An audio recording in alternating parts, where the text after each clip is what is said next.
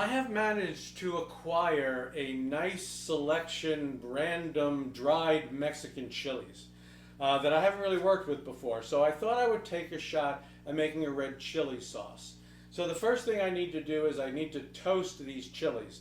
So I have one taviche chili, one pasilla de Oaxaca, and two chipotles. And I'm just putting them in a dry pan here. It's kind of like medium-ish heat. And what I'm going to do is medium, more like medium-low maybe.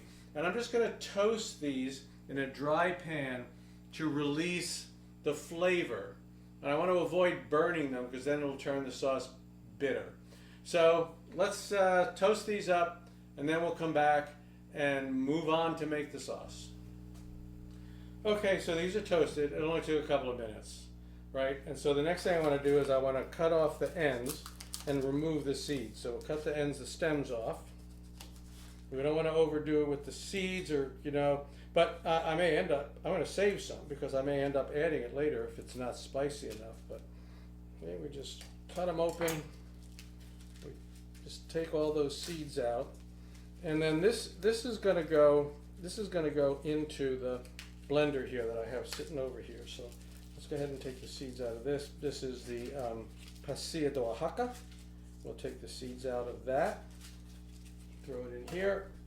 This is the taviche, and we're going to open that up and take the seed. Oh, definitely want to take the seeds out of that.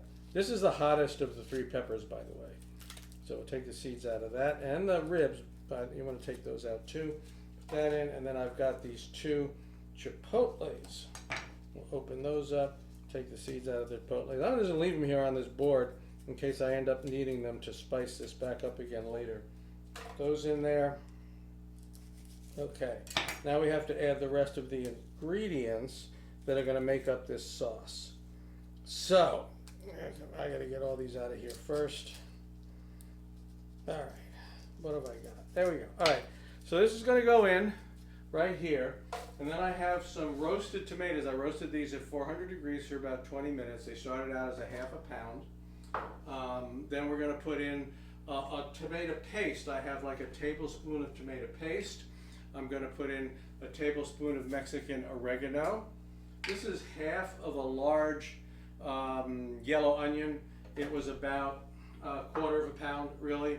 I've got 4 cloves of garlic that I'm going to throw in there too. And then I'm going to add to that some vegetable broth. Of course, you need some liquid. So let's see what we want to put in there. This is going to probably be, we're going to put in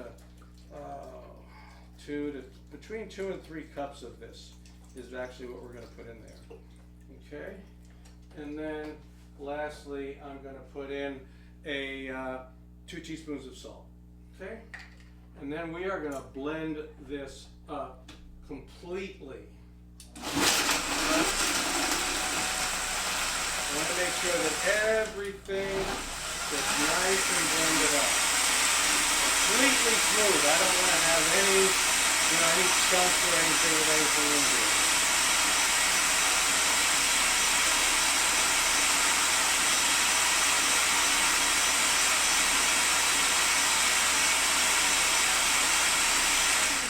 Okay, that ought to do it. Now, as you notice, I put a lot of raw stuff in there, so obviously I really don't want to have raw onion, raw garlic, all of that stuff like that.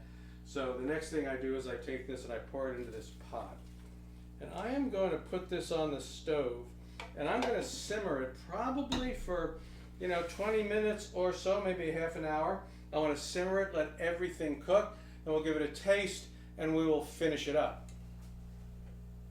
All right, so it's simmered for about 20 minutes. It's really nice and thick now. See, like that? Now, you could strain it if you wanted to, but I think that's actually, it's just better. It'll be better this way. Now, it needs some salt and acid, not surprisingly. I have about a tablespoon of lemon juice. That ought to be sufficient. And then the salt, so how much salt you have to add is really going to be dependent on the broth you use. So I used a broth.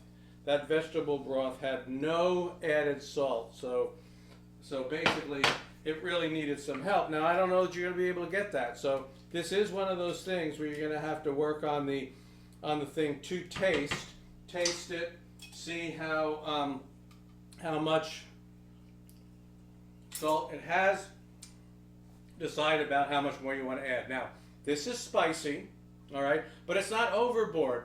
You can still taste everything that went into it. It's not so overpowering that you lose the flavor of all of the other ingredients. So that's it, folks. That's this nice Mexican style red chili sauce. I will find something to do with this in a future episode. See you next time.